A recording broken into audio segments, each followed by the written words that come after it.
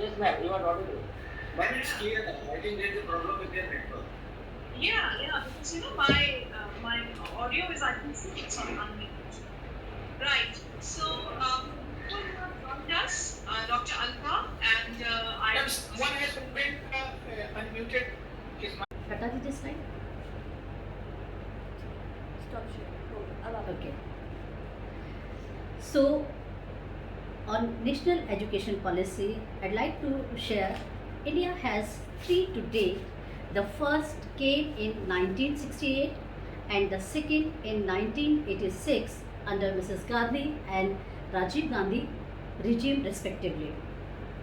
The national education policy was revised in 1992. The third national education policy released on 29 July 2020 under the Prime Ministership of Honorable Narendra Modi sir, which outlined the vision of India in new post-pandemic era, which replaced the previous policy of 1986. NEP is a comprehensive framework to guide the development of education in the country.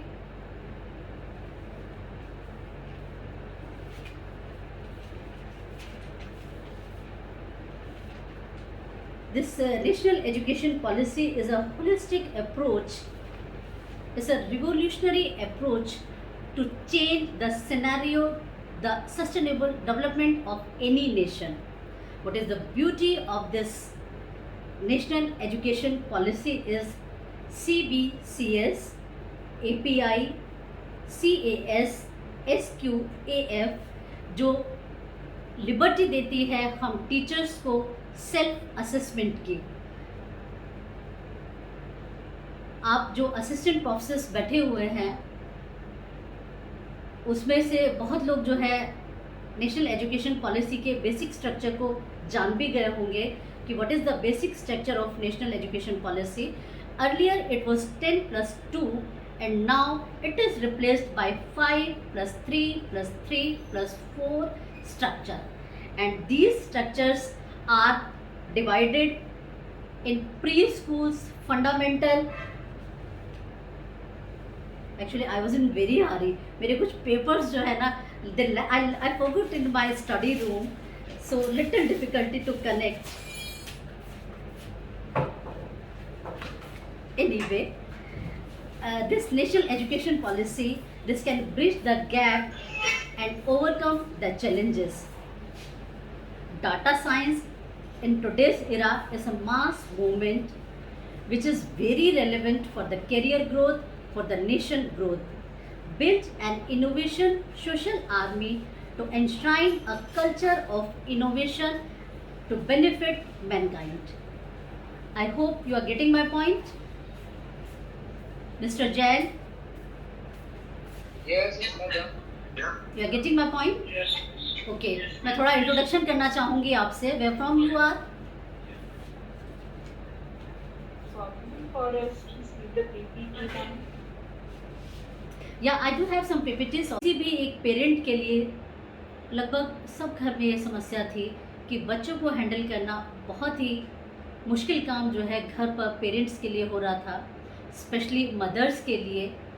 लेकिन हम teachers ने घर भी संभाला और घर के साथ साथ हमने जो है जितना भी ऑनलाइन हम कनेक्ट कर पाए सोशल मीडिया के माध्यम से, या जूम मीटिंग्स भी उन दिनों बहुत होती थी. खुद मैंने भी जो है जूम मीटिंग्स पर कई नेशनल और इंटरनेशनल सेमिनार्स कराए. तो इस तरह से हमने कोशिश की कि हम जो है बच्चों से कनेक्ट कर सकें, रिमोट एरियाज़ के बच्चे, क्योंकि पेंडेमिक जो है वो सिर्फ एक हेल्थ को लेके नहीं था, फिज़िकल हेल्थ को लेके नहीं था. इस पेंडेमिक के बहुत सारे आयाम थे जिसमें से मेंटल हेल्थ, इमोशनल हेल्थ, और फीमेल्स के लिए तो जो वर्कलोड था वो मल्टीपल हो गया. तो ऐसे में उन चैलेंजेस को ओवरकम करने में हम शिक्षकों ने एक बहुत ही सराहना. So what was taught in the first lecture of orientation class of orientation course that I did in 2009, शिक्षा साधे नहीं, साधन है आगे बढ़ने का. तो दैट मीन्स कि शिक्षा is not the medium to take degree only just to get some employment, just to go abroad, just to get money. But this is a holistic approach. This is something else. And as Dr. Kalam said, कि any small dream in the time of technical era is in crime. I do agree. Think big, do big. With the use of technology, with the use of our ancient structure of education, जो हमारे पुराने जो शिक्षा के institute थे, उन institute में जो शिक्षा जिस तरह की हमें दी गई थी, बिकॉज एजुकेशन जो है, जो हमारा टीचर और स्टूडेंट का रिलेशन है, it is not only professional like जैसे इन एडवांस सोसाइटीज़। हमारे यहाँ जो हमारी पुराना कल्चर है, जो पुराने तौर तरीके हैं, वो बहुत रेलेवेंट हैं। और यही aware about your surroundings, only then you can make aware others. Mom, education means the process of education जो है बहुत ब्रॉड पर्सपेक्टिव है, क्योंकि आप ये कह सकते हैं कि लिटरेसी जो है एक छोटा सा पार्ट है। एजुकेशन बहुत सारी चीजों को कवर करता है। लिटरेसी क्या है? लिटरेसी बहुत छोटा सा पार्ट है उसका। Okay ma'am, education means all round development of human being. Means जो भी एजुकेशन परस्यू करता है उसका ऑल राउंड डेवलपमेंट आप ऐसा कह सकते हैं। और मेरे हिसाब से डी आंसर कोई गलत नहीं होना चाहिए मैम, क्योंकि जब आप एजुकेटेड होंगे तो ये सारी चीज़ें उसके अंदर इंक्लूडेड हो जाती हैं। मीन्स आप एम्प्लॉयमेंट भी आपको मिल जाता है, आप ग्रेजुएट भी हो सकते हैं और बी आंसर भी हो सकता है।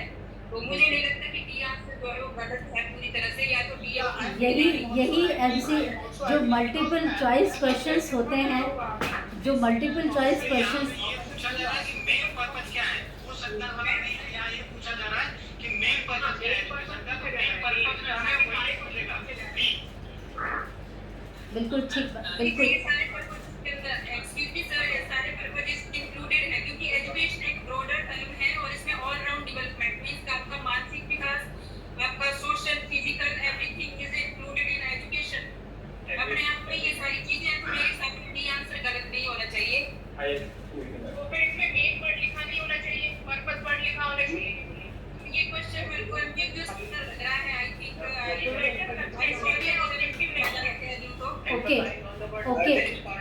Okay participants fine, I got कि आप लोगों का क्या जो सोच है ये बिल्कुल सही है। देखिए जो एमसीक्यूज होते हैं वो जो डिज़ाइन किए जाते हैं, फ्रेम किए जाते हैं, तो एक जो राइट और रॉन्ग के बीच में होती है, there is always a fine line, ठीक है। सारे आंसर सही नहीं हैं, इसका बी ही इज़ द करेक्ट आंसर। चारों वाला जो है, जो जिसने कहा कि नहीं चारों हो सकते हैं, तो बिल्कुल वो सब आसपास हैं। इलिटरेसी जो है, लिटरेसी क्या है? लिटरेसी यही है कि आप चीज़ें किसी भी भाषा में, किदवई सर ने जो बताया था, दैट इज़ लिटरेसी। किसी भाषा में किसी भी तरह से आप बात को पढ़ सकें, समझ सकें, रीड कर सकें किसी भी भाषा में, इज़ लिटरेसी, राइट। और एजुकेशन का पार्ट लिटरेसी भी है। अब मैं आपको एक सेंटेंस दे रही हूँ, आई थिंक कि उससे आप जो है, उससे फिर आप नॉलेज की तरफ जाएंगे। अब मैं एक सेंटेंस आपको दे रही हूँ, peace is the only pathway of to achieve sustainable education, sustainable future. इस बात को क्या आप नॉलेज से कनेक्ट कर सकते हैं? Yes, ma'am. Yes, true. Can connect. How? Define, Any please. person who has Yes, because knowledge. any person who has acquired knowledge. Tends towards peace. We will always try to avoid the conflicts. Right. Knowledge gives you a broader perspective where you can assimilate the thoughts of a variety of people, and thereby you will be at peace and move towards a sustainable future. And sustainability means you are taking care of all the stakeholders, and thereby there is a connect between being at peace with yourself and also the thoughts of others. And all this process can be acquired through a formal process of education. That's my submission. Okay, अभी side में parallel से mobile से Google करके तो नहीं read किया है, या अभी इसको आप ऐसे ही रिकॉल कर रहे हो? Okay, anyway, anyone from Hindi speaking belt, what is peace, why it is how it is possible, how to achieve, why it is necessary, and why the peace is the only path for sustainable future, for sustainable development, for sustainable education. That is my answer for the knowledge.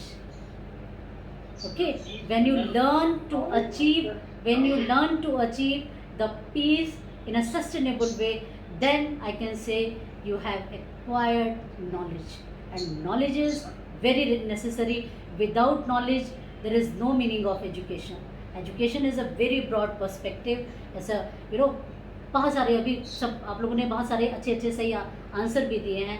तो my answer is कि until or unless you learn to achieve the peace in any way. और अब तक तो बात होती थी spiritual peace की बात होती थी सोसाइटी में, लेकिन अब आगे आगे एक साइबर पीस भी जो है एक बड़ा चैलेंज उभर के आने वाला है. जो प्रॉब्लम हमें पीस ना होने से जो प्रॉब्लम्स आती थी सोसाइटी में, डिप्रेशन, एंजाइटी और बहुत सारी चीज़ें हेल्थ पर आती थी, तो आप जो मेंटल डिसऑर्डर क्या होता है, मेंटल डिसऑर्डर तभी होता है जब आपकी पीस डिस्टर्ब हो जाती है, और उसके बहुत सारे there are thousands of reason, I am not going on that part. तो वो पीस जब डिस्टर्ब हो जाती then comes the depression and other sickness of physical sickness और मेंटल सिकनेस, है ना. तो वो तभी होता है जब आपका पीस डिस्टर्ब हो जाता है. एंड जब आपका पीस डिस्टर्ब नहीं होगा एंड उसको ये स्किल डेवलप करना, ठीक है, what is peace, how to achieve this, ठीक है, how to maintain the peace. जब आप इस स्किल को डेवलप कर लेंगे, that means you acquired knowledge.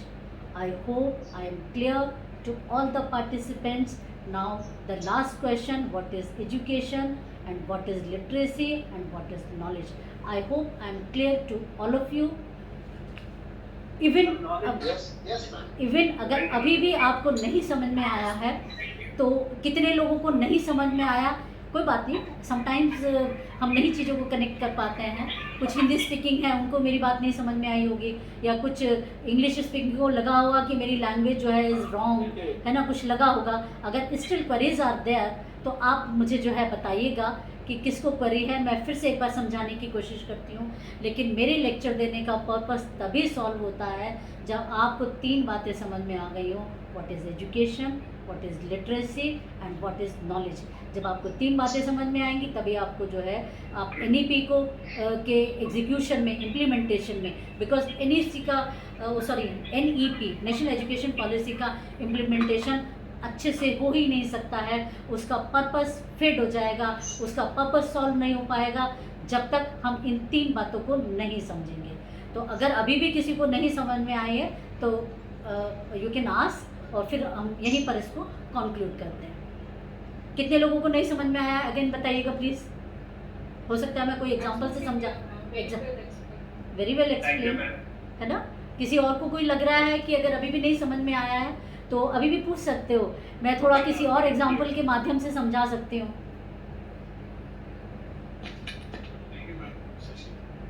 Is it clear to you? तो आई थिंक अब सबका आंसर जो है बी हो गया होगा. हुआ बी कि नहीं, है ना. अब समझ में आएगा वाई डी इज रॉन्ग. जब तक डी रॉन्ग नहीं समझ में आएगा तब तक मेरे लेक्चर देने का, मेरे स्टॉक का देयर इज़ नो मीनिंग. मेरे लिए फेल्योर होगा, और मैं आई एम द वन कि मैं किसी भी टफ सिचुएशन में फेल नहीं होना जानती हूँ. आई एम द वन जिसकी कोशिश रहती है कि मैं कभी फेल ना हूँ. मैं कभी टॉप नहीं होना चाहती. I always say there is no meaning कि भाई आप क्लास ही टॉप करते रहे. जो है आप मीडियम रहें, है ना, 2nd डिवीज़न से पास हूँ, कोई फ़र्क नहीं पड़ता है. जब आप जॉब में आ जाते हैं, लाइफ में आ जाते हैं, देन यू रियलाइज़ कि जो 99% के लिए स्टूडेंट जान दे रहा था कि वो उसका कोई बहुत ज़्यादा मीनिंग नहीं होता है उन परसेंटेज का, उन मार्क्स का, अनटिल यू एक्वायर नॉलेज. ठीक है. और जब आप एक्वायर नॉलेज करेंगे तब आप अपने प्रोफेशन के साथ सेटिस्फाइड होंगे. ठीक है, संतुष्ट होंगे. और टीचर्स के पास ये बहाना कि भाई जो है, आई एम सॉरी टू से 90% टीचर्स के पास ये बहाना होता है, हमारे पास संसाधन की कमी है, हमारे पास इंफ्रास्ट्रक्चर नहीं है, हमारे साथ ये प्रॉब्लम है, रिसर्च की फैसिलिटीज़ नहीं है। मैं इस बात को एक सिरे से खारिज करती हूँ। ऐसा कुछ भी नहीं है। Where there is a will there is a way. आप कोशिश करिए, ऐसा हो ही नहीं सकता कोई चट्टान आपका रास्ता रोक ले। मैं इस बात से सहमत नहीं हूँ, ठीक है। तो अगर आपने ये स्किल डेवलप कर लिया तो समझ लीजिए आपने नॉलेज भी, आप लिटरेसी भी आप लिटरेट भी हो गए, आपने नॉलेज भी एक्वायर कर ली, और आप एजुकेशन पॉलिसी को इम्प्लीमेंट करने में अपना रोल अदा तभी कर पाएंगे जब